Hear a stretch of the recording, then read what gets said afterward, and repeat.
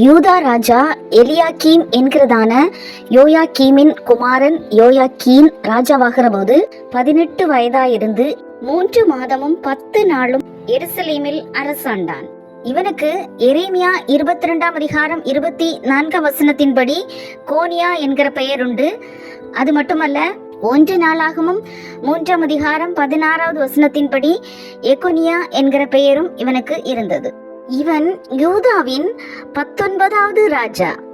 எருசலேம் ஊரானாகிய எல்நாத்தானின் குமாரத்தியான அவன் தாயின் பேர் நெகுஸ்தாள். அவன் தன் தகப்பன் செய்தபடியெல்லாம் கர்த்தரின் பார்வைக்கு பொல்லாப்பானதை செய்தான். அக்காலத்திலே பாபிலோன் ராஜாவாகிய நேபுகாத் நேச்சரின் சேவகர் எருசலேமுக்கு வந்தார்கள்.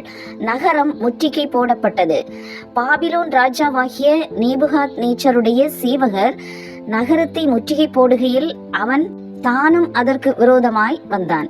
அப்பொழுது யூதாவின் ராஜாவாகிய யோயாக்கீனும் அவன் தாயும் அவன் ஊழியக்காரரும் அவன் பிரபுக்களும் பிரதானிகளும் பாபிலோன் ராஜாவினிடத்துக்கு புறப்பட்டு போனார்கள். அவனை பாபிலோன் ராஜா தன் ஆளுகையின் 8ஆம் வருஷத்தில் பிடித்து கொண்டான். அங்கே இருந்து கர்த்தருடைய ஆலயத்தின் சகல பொக்கிஷங்களையும் ராஜாவுடைய அரமனையின் பொக்கிஷங்களை எடுத்துக்கொண்டு இஸ்ரவேலின் ராஜாவாகிய சாலமோன் கர்த்தருடைய ஆலயத்தில் உண்டாக்கி இருந்த பொன் பனிமுட்டுகளை எல்லாம் கர்த்தர் சொல்லியிருந்தபடியே உடைத்து போட்டு எருசலேமியர் அனைவரும் சகல பிரபுக்களும் சகல பராக்கிரமசாலிகளும் ஆகிய 10,000 பேரையும் சகல தச்சரையும் கொல்லரையும் சிறைப்பிடித்து கொண்டு போனான். தேசத்தில் ஏழை ஜனங்களே அல்லாமல் வேறொருவரும் மீதியாயிருக்கவில்லை. அவன் யோயாக்கீனையும் ராஜாவின் தாயையும் ராஜாவின் ஸ்திரீகளையும் அவன் பிரதானிகளையும் தேசத்தின் பராக்கிரமசாலிகளையும் எருசலேமிலிருந்து பாபிலோனுக்கு சிறைபிடித்து கொண்டு போனான்.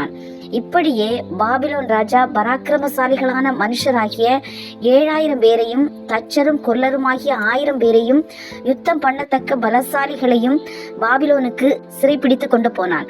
அவனுக்கு பதிலாக பாபிலோன் ராஜா அவன் சிறிய தகப்பனாகிய மத்தனியாவை ராஜாவாக வைத்து அவனுக்கு சிதேக்கியா என்று மறுபெயரிட்டார்.